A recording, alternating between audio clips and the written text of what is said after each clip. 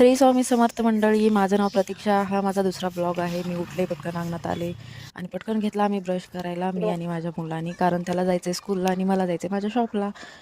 Brush केला, पटकन आम्ही गेलो, चहा घेतला. मम्मीने चहा केला होता, त्यांनी चहा बिस्किट खाल्लं, मी चहा घेतला आणि आम्ही गेलो. त्याला स्कूलमध्ये सोडला. मी गेले स्वामी समर्थाच्या केंद्रात, कारण स्वामीपासूनच आपली सुरुवात होते.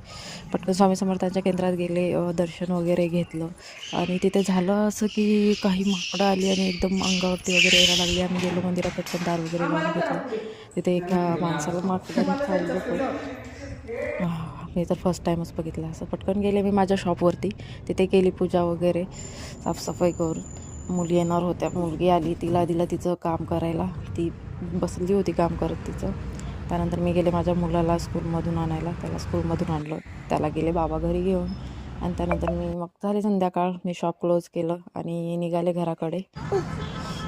6:30 वाजलेच होते आणि थंडी खूप आहे आमच्याकडे.